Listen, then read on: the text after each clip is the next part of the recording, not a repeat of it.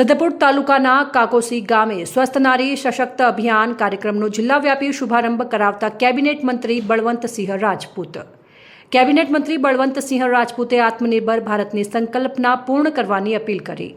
દેશના વડાપ્રધાન નરેન્દ્રભાઈ મોદીના 75મા જન્મદિવસ નિમિત્તે જિલ્લા વહીવટી તંત્ર અને આરોગ્ય તંત્ર પાટણ દ્વારા આયોજિત સ્વસ્થ નારી સશક્ત અભિયાન કાર્યક્રમનો જિલ્લાવ્યાપી શુભારંભ કેબિનેટ મંત્રી બળવંતસિંહ રાજપૂતના અધ્યક્ષ સ્થાને અને સાંસદ ભરતસિંહ ડાભીની ગરિમામય ઉપસ્થિતિમાં સિદ્ધપુર તાલુકાના કાકોસી ગામે કરવામાં આવ્યો હતો.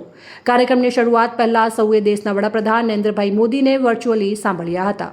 પ્રધાનમંત્રી નરેન્દ્રભાઈ મોદીજીના 75મા જન્મદિવસ નિમિત્તે ગૌરવ અનુભવતા કેબિનેટ મંત્રી બળવંતસિંહ રાજપૂતે જણાવ્યું હતું કે કેન્દ્ર સરકારે આજે અનેક કાર્યક્રમો કર્યા છે, જેના ભાગરૂપે રાજ્ય સરકારે પણ 1.50 લાખથી વધુ કાર્યક્રમો રાજ્યમાં કર્યા છે, જે અંતર્ગત આજરોજ પાટણ જિલ્લા કક્ષાનો કાર્યક્રમ કાકોસી ગામે રાખવામાં આવ્યો છે.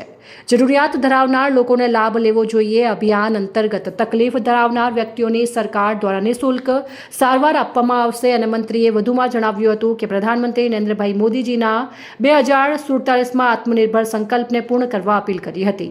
જ્યારે પાટણ સાંસદ ભરતસિંહ ડાભીએ જણાવ્યું હતું કે પ્રધાનમંત્રી નરેન્દ્ર મોદીજીના જન્મદિવસ નિમિત્તે સમગ્ર ભારત સહિત સમગ્ર વિશ્વના દેશો, વિશ્વના સ્તરના લોકો પ્રધાનમંત્રીને આશીર્વાદ આપી રહ્યા છે.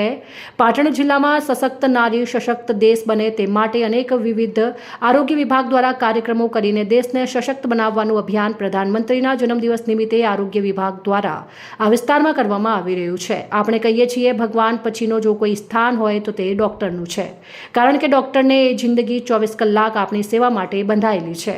પાટણ સાંસદ ભરતસિંહ ડાભી અને જિલ્લા વિકાસ અધિકારી CL પટેલ સામૂહિક આરોગ્ય કેન્દ્રની મુલાકાત લઈ વિવિધ વિભાગનું નિરીક્ષણ કર્યું હતું. આ કાર્યક્રમમાં સૌથી વધુ રક્તદાન કરનાર દાતાઓ તેમજ નિકષ્ય મિત્રોનું સન્માન કરવામાં આવ્યું હતું, તેમજ TB પોષણ કિટનું પણ વિતરણ કરવામાં આવ્યું હતું.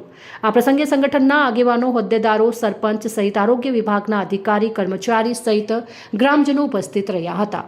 અહેવાલ માનસિંહ ચૌધરી, સંબંધ ભારત ન્યૂઝ, પાટણ.